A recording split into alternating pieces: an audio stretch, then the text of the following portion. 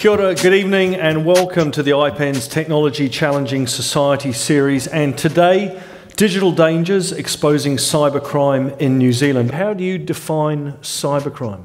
Well, definitions of cybercrime can be quite challenging, Simon, but generally what we try and do is break it into two different areas. One of those is what we call computer-enabled crime. So that's where a traditional crime has been carried out and the computer's been integral to the process of making it happen. The second part of the cybercrime puzzle is crimes that are directed against computers. So efforts to break a computer or stop it functioning properly. I look at the sort of three things that seem to motivate victims, and that's, as you say, hope, which we could call greed, but I'd rather call it hope. Loneliness and fear. The prevalence of various sorts of breaches is much higher than we had expected. And really that's part and parcel with being on the internet, right? There are good sides to it and bad sides. Well, what we see is that organised crime is combining all these expertises together.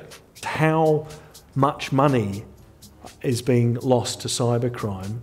Does the government have a figure that they hold up and go, wee? No, we don't. And we wouldn't go, wee, if we had it, because we'd be more worried.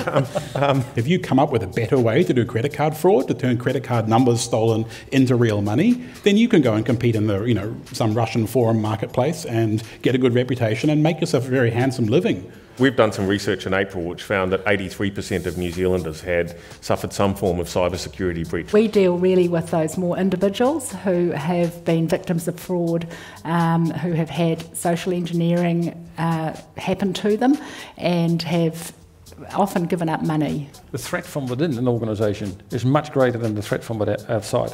I think one of the other challenges we face is that if you are breached, if you're hacked, if your company is hacked or your individual accounts are hacked, you're generally disincentivized to tell anyone about that. The key thing I think for cybersecurity then is to make sure that at all parts of the spectrum, people are well educated about how to use the information and how to protect themselves. So people come to us and say, I've lost my money on this website, and when I looked it up I saw that other people had too. Well, the idea is to look it up first.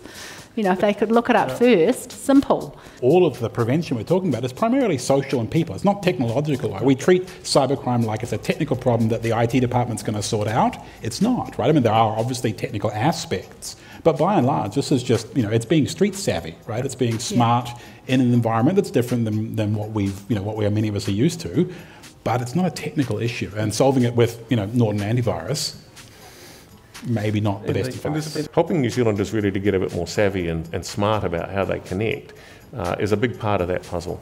Martin, where do you see us heading? Just gaze into your crystal ball. Yeah, I think you see a big shift towards mobile apps being and mobile malware on mobile phones. I'm hoping that people will clue up more and more about how much information is out there and how easy it is to give away too much, and how to actually protect yourself in behavioural ways rather than necessarily the technical ways.